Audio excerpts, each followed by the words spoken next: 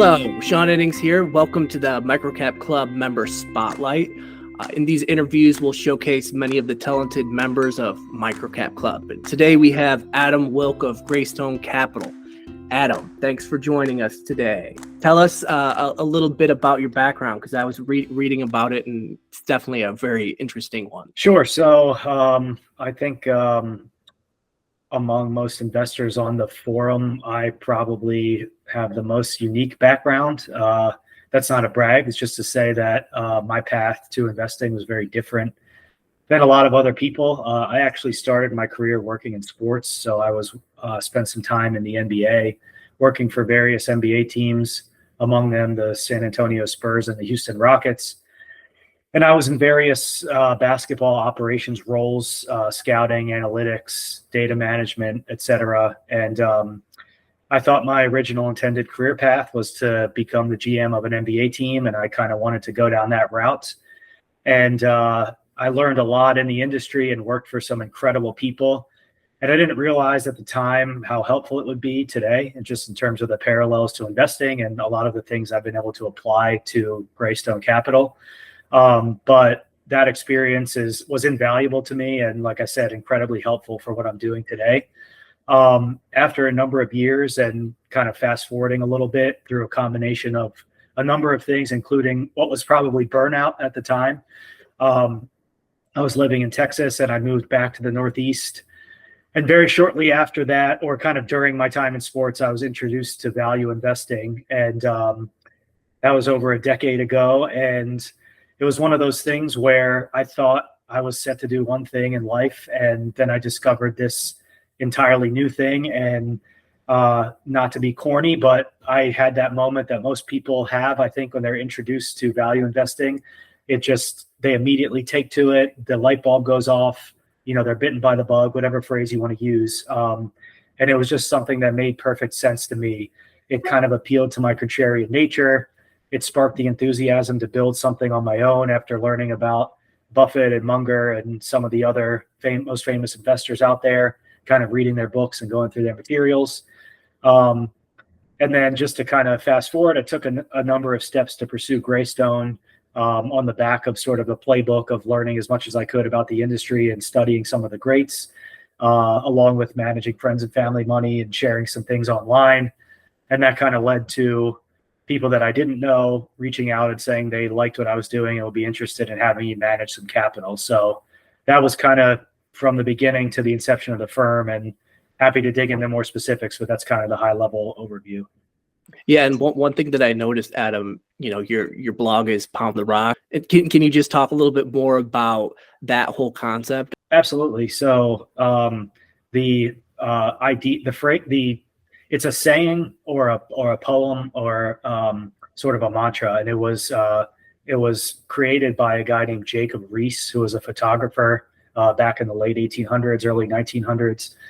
And at a high level, the phrase, I don't have it memorized, so sorry, I can't recite it. But at a high level, the idea of pounding the rock is just about making steady incremental effort, doing something. And then when you accomplish what you set out to do, or when you achieve the desired result, it will be a result of all those kind of blows that came before that moment, instead of just, kind of being an overnight success or accomplishing something kind of very quickly. And so it's an incredible metaphor and saying for the impact that small daily incremental effort can have on somebody's life. And the team embodied that phrase, and it was something that they lived by. And in the practice facility to this day, in the very back, there's a glass case with a actual rock inside of it, and there's a sledgehammer leaning up against the rock. And the quote is on a plaque above that glass case. And it's just a daily reminder. It's located in an area where the player's entrance is, right before you get to the locker room. So it's a daily sort of reminder for them about what the Spurs are about what their culture is like. And if you kind of, if you want to sort of translate that to an investing perspective, I can't really think of anything more applicable to compounding than something like pounding the rock, where, again, daily incremental effort and being patient and realizing that small things that you do on a daily basis will have kind of outsized effects over a long period of time is kind of the perfect metaphor for compound interest, which is the area in which we're all playing. So I've taken that. I learned that. Excuse me. I learned about that phrase right away. My first day there, and they kind of brought me back to that case and showed me. And I've taken that idea, I've taken the philosophy, I've taken the phrase, I've included it in some of my materials. I completely stole it, 100% shamelessly stole it. And it's something that I actually kind of live by and use to this day. Cool. So can you tell us how you got introduced to microcaps? Because you got the value investing bug, but eventually, how did you find your way into the tinier companies? Yeah, I mean, it was just by accident. So I think when anybody studies some of the early investors, or excuse me, some of the greats, when you're an early investor, when you're just starting out in your career, you basically come across this idea that in order to earn outsized returns or to outperform the broad market or what everybody else is doing, it requires doing something differentiated. And everybody's version of what's differentiated is probably different.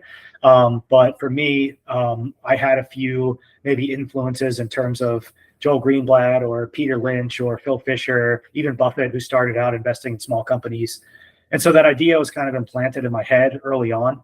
And it just seemed like an attractive place to look for businesses.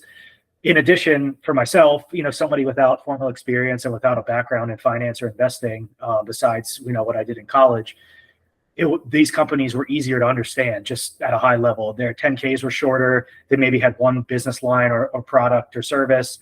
You could get access to the management teams, which I learned early on. And so all of those aspects are really attractive to me and kind of spurred an initial love for microcaps.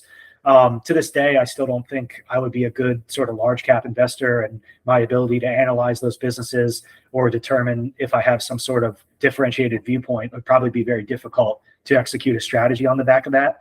Plenty of people do it very well, but I think as you kind of get bigger as an investor, your opportunity set dwindles. And so I kind of had a few experiences early on, in addition to what I just described, where I had some success in small companies. And after that, I was just kind of hooked in terms of this sort of pond in which to fish. And then in terms of setting up the firm itself, I kind of have a mantra that, we're differentiated, but I kind of have like a mantra that smaller is better in investment management. And that plays right into investing in small companies. I think size can be an impediment to performance over time. I think that the ability to invest anywhere is an incredible advantage. I think investing off the beaten path can lead to finding really wide mispricings. And with small companies, as we all know, digging and access to information and access to management, et cetera, is a huge advantage, maybe one of the last advantages in investing, because larger funds just can't own these types of businesses. They just don't move the needle for them. And as a result, there's less eyeballs on them and there's less research coverage, et cetera. And so the potential for mispricings is much wider. And I learned that very early on. This is nothing that anybody doesn't know, but those characteristics made small caps or microcaps in general very, very attractive to me early on. Yeah. And can you talk a little bit more about your specific investing strategy? Yeah. So my philosophy, the Greystone investment philosophy, is really based on, so I'll take a step back. So when I started the firm, or anybody starting an investment trying to enact an investment strategy, you basically want to take your philosophy, which is your set of beliefs about investing, and you want to develop that into a strategy, which is, how you execute your investment process, what you do in terms of portfolio management, the types of companies you invest in, what kind of returns you're looking for. And then you take that strategy and you develop a process where you want to, basically lay out your framework for decision-making and how you find and invest in and then manage the companies that you own. And so my philosophy is really based on a couple of beliefs. I don't have to go through all of them in detail, but the first is, as I was just talking about, that small pools of capital are capable of outperforming the broad market, with a differentiated strategy. I think qualitative analysis, especially in microcaps, can lead to differentiated insight, which again will allow you to earn, at least drive significant returns over time if you find the right ideas and you're making good decisions. Microcaps are very volatile stocks, and I believe that volatility can lead to really good opportunities as well. And it's kind of the price of admission for strong returns. And then excuse me, investing with a margin of safety, which we all know is paramount. And so I kind of took those 3 beliefs and have synthesized them into a strategy where the framework is about idea generation, doing fundamental research, and then portfolio management and risk management. And the idea generation side is pretty self-explanatory. I'm looking for microcap businesses that fit my investment criteria. Those businesses, once they're found, are run through a fundamental research process, which is centered around getting a deep understanding of the businesses and the management teams and the industries. And then I'm taking that research and I'm synthesizing that framework into kind of like a portfolio management decision, if I make it that far, where I'm looking to kind of invest in businesses that offer really strong downside protection, and then again, check my criteria, which I'm happy to get into. But using that sort of strategy or framework and then applying kind of an owner-oriented, value-based framework, I think will really help, has really helped me make intelligent investment decisions for the long term. And are there any like specific strengths that you would say that you have? Yeah, sure. So this kind of gets into the question about edge a little bit, kind of like what's your edge? And I would sort of reference what I said previously, just about setting up my firm to be very differentiated and kind of structurally different, the types of companies that I'm investing in, the sort of holding periods that I adopt. I think those are all fundamental advantages or structural advantages, assuming I'm making the right decisions.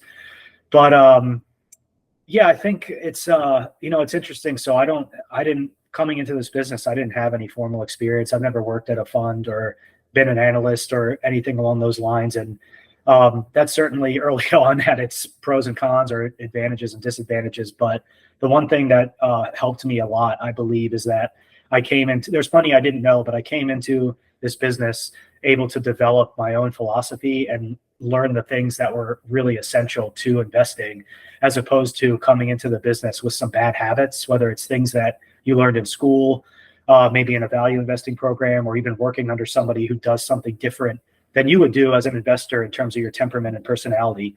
Right. And when it comes down to running a firm or even managing your own personal account, all of us have to really understand who we are and how our investments, and tailor an investment strategy to fit our temperament and our personality and the things that make sense to us. And that involves trusting your own judgment a lot. And there's a lot of emphasis these days about what do other investors think, or what's going to cause the incremental buyer to move into this stock, or what's your edge, or what differentiates you. And I'm of the opinion that stuff is a little bit overblown or not as necessary. If you do really good work on a business and you're willing to hold it through tough periods, and you trust your own judgment over time, I think you should be rewarded, because unless something is changing in the near term, share prices typically follow business results over time, earnings growth, revenue growth, earnings growth, returns on capital, et cetera. And I don't think that's going to change anytime soon. So there are some things that are built in, I think, that make it a little bit easier for me to do this job. I think I have a strong contrarian nature. I do trust my own judgment. I'm very comfortable thinking on my own and being independent. And things like that, I think, help a lot in this business. And there's certain, not saying that there aren't holes in my process or things I'm not working on, because like we said, I'm kind of pounding the rock every day as well. I'm trying to improve each day. But I think there's those couple characteristics I think have helped me or served me well up to this point. Awesome. Well, I really appreciate you taking the time out of your day, Adam, to chat and just share about you, your background, and what makes you you. Hope this can be helpful for connecting other members to you, just to make the MicroCap Club a better place.